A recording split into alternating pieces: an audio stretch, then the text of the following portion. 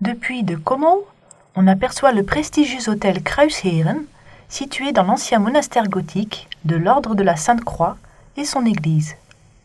Le complexe est bâti en marne du sud du Limbourg. À l'intérieur, l'ambiance et le style de l'ancien monastère se combinent à la modernité d'un hôtel de luxe. Le bâtiment raconte encore l'histoire du monastère. Les visiteurs étaient aussi bien accueillis au monastère à l'époque qu'aujourd'hui dans cet hôtel. L'église occupait et occupe aujourd'hui encore la partie centrale du bâtiment.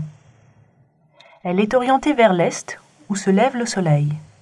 Durant la messe du matin, la lumière traverse les grands vitraux, symbolisant la lumière de Dieu.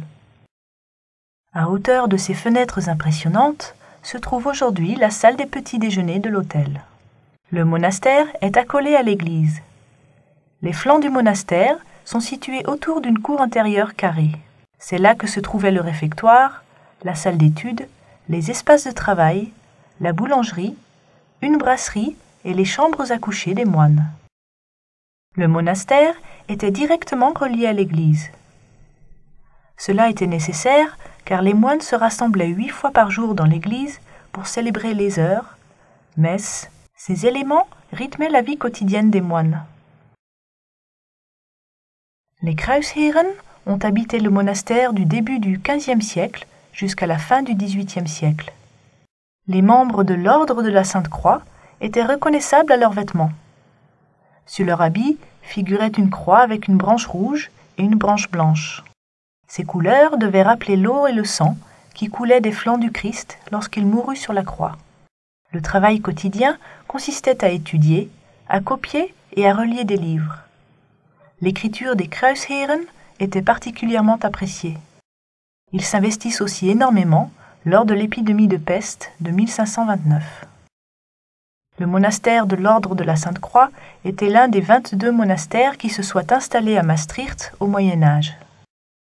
Étonnamment, seulement 3% de la population était composée de religieux. Le nombre d'habitants par monastère n'était jamais très élevé. Durant sa période la plus populaire, le monastère des Kruisheren n'était habité que par 25 moines. À la fin du XVIIIe siècle, Maastricht devient française. La loi française exige la séparation de l'Église et de l'État. Tous les monastères de la ville sont alors fermés. L'État doit dès lors remplir les tâches effectuées auparavant par les monastères, l'éducation, le soin aux malades et aux pauvres, et bien d'autres encore. Un peu plus d'un siècle plus tard, les moines sont autorisés à revenir. Ils ne le font que rarement, du fait que les monastères ont tous obtenu une fonction civile, ou se sont dissous. Les Kruisheren ne sont plus jamais revenus à Maastricht.